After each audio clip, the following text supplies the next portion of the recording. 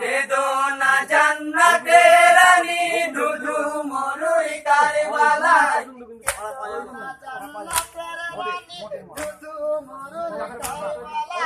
কেদো না জান্নাতে রানী ধুধু মরুই কারবালায় সীমারে যখন হোসেন সাহার বুকেতে বসেছিল সারা জাহানে আসমানে জমিন থরে থরে কাঁপিল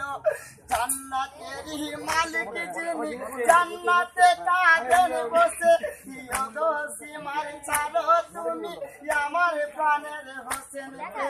নামাজ পড়তে যাবে আমার প্রাণের হোসেন মদিনায় কেদো না জান্নাতে রানী ধুধু মরুই কারবালায়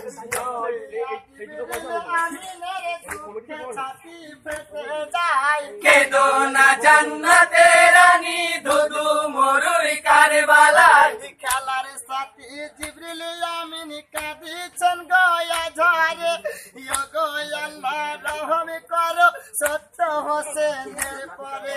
সীমার পাপির খঞ্জরে হতে হোসেনকে ছাড়িয়া দাও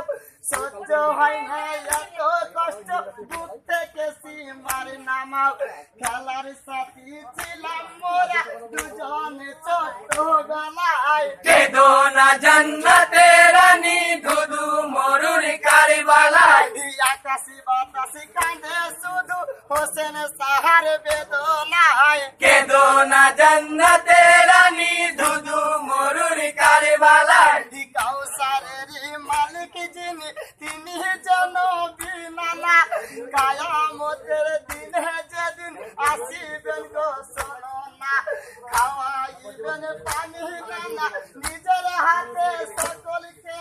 সেই নবী আজ বেহালেতে কাঁদে বসে জান্নাতে নাতি আমার ইয়াটা করে দেখে কি আর সহ্য হয় কেদো না জান্নাতে রানী ধুধু মরুই কারবালায় দিলো হে সীমার কমি নাই তোমার দিলে রহম নাই কেদো না জান্নাতে রানী ধুধু মরুই কারবালায় বহু কষ্ট ভোগ করেছেন নবীর নাতি হোসেনা দেখিলেন ইমান হোসেনা সীমার আমায় ছাড়বে না হোসেন বলেন ওরে সীমা আমার কথা শোনো না যতই খঞ্জর চালাও তুমি আমার গলা কাটবে না গলাতে চুম্মা দিয়েছেন মোর নানা ভাই কেদো না জান্নাতে